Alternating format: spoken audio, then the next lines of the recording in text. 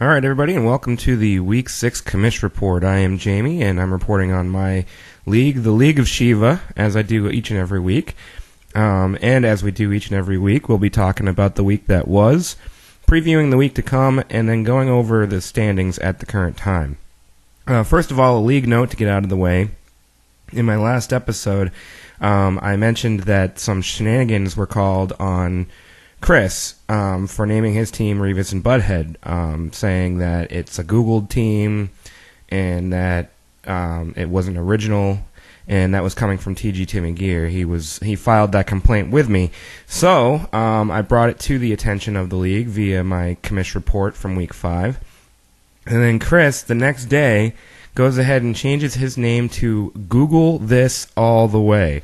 So obviously taking a little bit of offense to that, but Nonetheless, he changed his name to something original now, so I guess there's no more shenanigans can be called on him. But anyways, I wanted to start off this episode by, first of all, apologizing.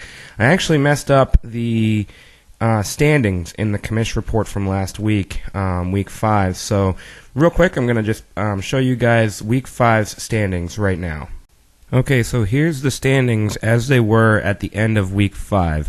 The only thing I screwed up in the last commish report was the division standings, or the division records. I have since corrected them, and they are correct here on the screen right now as of the end of Week 5. So having those follow-ups, this is now 100% correct.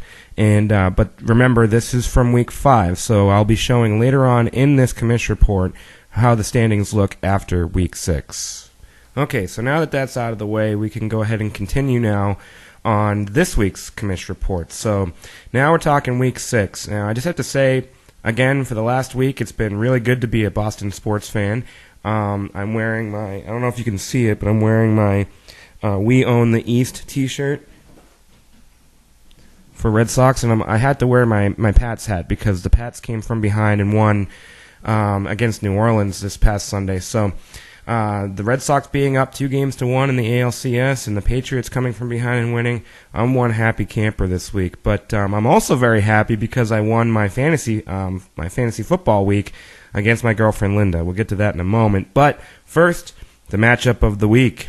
Also, the upset of the week, which I called out on my last video.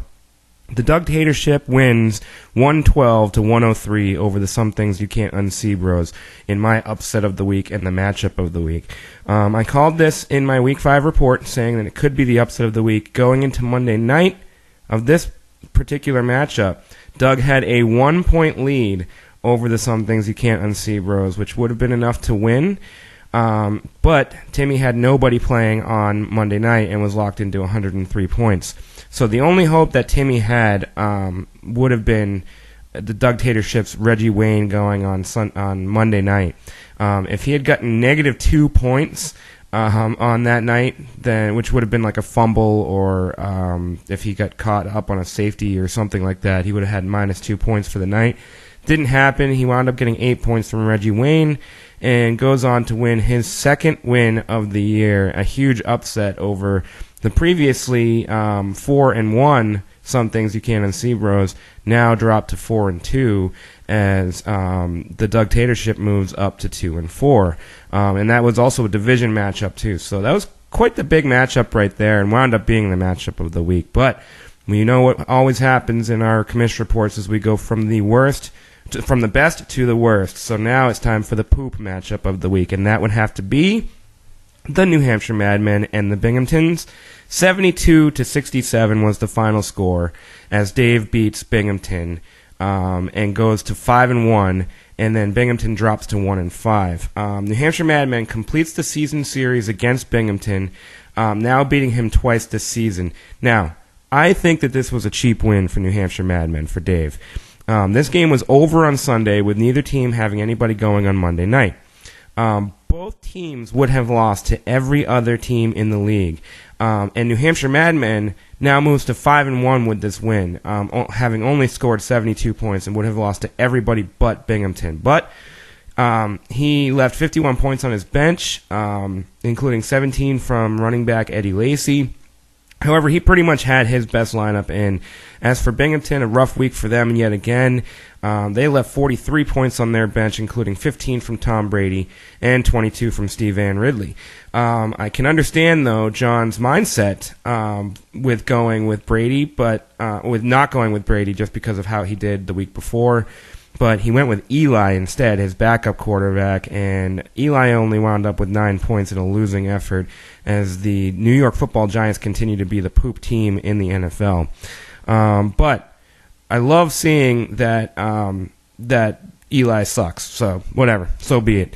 I just can't believe that Dave's New Hampshire Madmen get a victory with only 72 points. Literally would have lost to every other team, and he walks away with a lucky W. So, Dave, you're going to need more than that 72 in the coming week because you've got a big bunch of fat 77s to come through to get through. But anyways, that moves me on to the next matchup. Is my matchup against the Hump Day Camels. My girlfriend Linda, owner of the Hump Day Camels, losing 136 to 64 as I improve to 5-1 and she drops to 2-4. But she says and claims that she was without her mentor this week, her go-to person, which would be, you guessed it, me.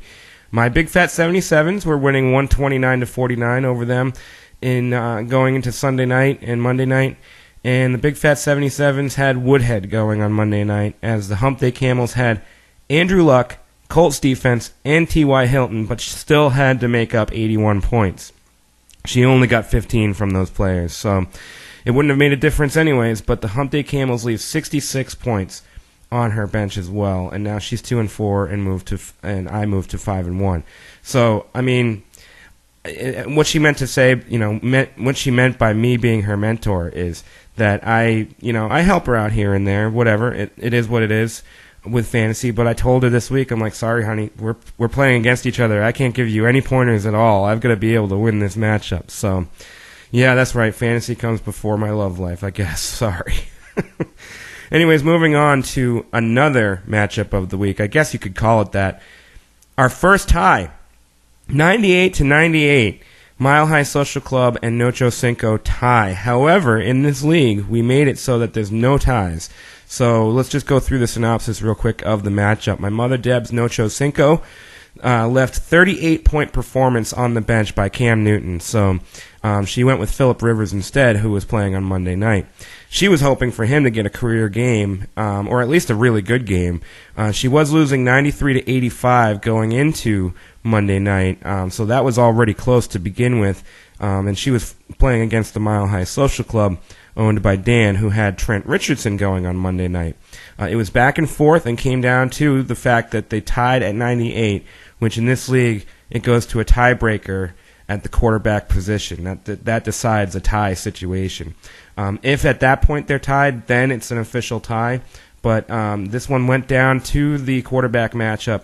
Rivers had only 15 for Nocho Cinco, and Dan had Colin Kaepernick, who had 21 points this week. So Mile High Social Club squeaks out a win in a tie situation and tie-breaking situation, and Nocho Cinco falls to 2-4 on the year. Mile High Social Club, after losing 4 in a row, is now just won his second game of the year and moves to 2-4.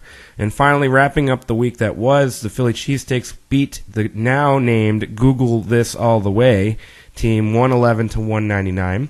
Philly Cheesesteaks had a 109-86 lead going into Monday night over the Google This All the Ways. Chris only had Vinatieri going on Monday night, and Jeff had Antonio Gates going on Monday night. So having to make up 23 points, it proved impossible, as Chris is now named Google This All the Way, dropped down to 3-3. Jeff's Philly's Cheesesteaks now are 4-2 on the season. So that's the week that was. Previewing Week 7, here we go. The marquee matchup for Week 7 will have to be the battle of the 5-1s, New Hampshire Madmen taking on my Big Fat 77s for the best record and supremacy in the entire league. I said it earlier, and I said it again, pardon me there. Dave, you're going to need a bit more than just 72 points to beat me, that's for sure.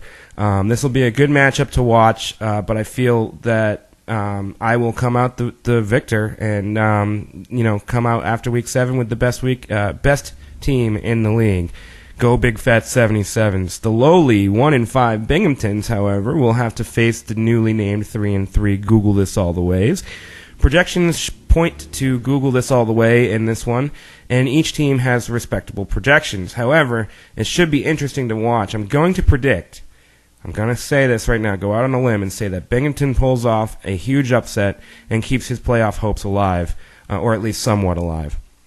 Looks like there will be a lot of points scored between the 4-2 Philly Cheesesteaks and the now 2-4 Dictatorship. Both teams are looking pretty good with no major concerns with bye weeks.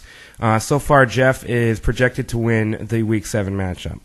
Then there's the battle of the 2-4s, Dan's Mile High Social Club taking on my girlfriend Linda's Hump Day Camels. This could potentially be a very poopy matchup. However, this is a rematch from Week 1 where Linda lost to Dan by 1 point, 137 to 136. And also, now that Linda has her mentor back to make her decisions, or help her make her decisions, I think she can finally figure out how to put her potentially the best team that she could on the field this week. She has nobody on a bye week, and she'll be looking for revenge on the Mile High Social Club. So for those of you that are about to call out collusion or shenanigans on me being my girlfriend's mentor when it comes to fantasy football, know this. I help her to know more in depth what to expect out of her team, and I also tell her who is playing against who and matchups and all things of that nature. Sorry, I had to pick my nose there. That's kind of gross. Ultimately, though, she makes her own decisions. I never change her lineup for her, and the final decision is always hers. So, no collusion, no shenanigans. But anyways, moving on. Then what I feel could end up being the poop matchup of the week. The 4-2 Some Things You Can't Unsee Bros in a division matchup takes on the 2-4 Nocho Cincos. This is also a rematch from Week 1, and the final time these two teams will meet this season. My mom will be looking to avenge her loss to Timmy in Week 1. Which was 129-83 loss in Week 1 to Timmy. Timmy is dealing with replacing Drew Brees this week, however, so he's on a bye week for Week 7, and he's got backup quarterbacks in Michael Vick and Andy Dalton. Michael Vick not playing, Andy Dalton only projected for 15 points, so we'll see what happens, but I think Nocho Cinco pulls off a huge upset over Timmy. I know I've been tough on Timmy, picking against him now 3 weeks in a row, but it's only a prediction. I could be wrong, and at this point, I'm sure TG Timmy Gear is keeping his fingers crossed that I am, in fact, wrong. So that does it for the week to come. Here comes the most up-to-date standings in our league. Thanks for watching this week's Commish Report. I'm Jamie Comrie, signing off.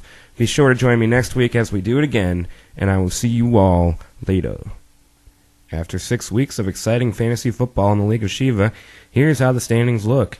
In the North, my Big Fat 77s and New Hampshire Madmen are tied with the best record not only in the division, but in the entire league at 5-1, with a matchup coming up in Week 7. Our matchup will decide who has the best record in the league. Philly Cheesesteaks move up a spot by beating Google This All the Way and are now at 4-2, as Google This All the Way moved down to 3-3. Binghamton still in the basement at 1-5 and looking for a way to dig himself out. As for the South Division, the Some Things You Can't Unsee Bros hold on to their first place spot at 4-2, as everyone else is tied at 2-4. Division records and points for categories are what decide the split in rankings for the Mile High Social Club, Hump Day Camels, Nocho Cinco, and the Dictatorship. Week 7 should be interesting with the standings being this close. Thanks for watching, everybody. Time for me to go stroke my playoff beard while watching the Red Sox. See you all next week.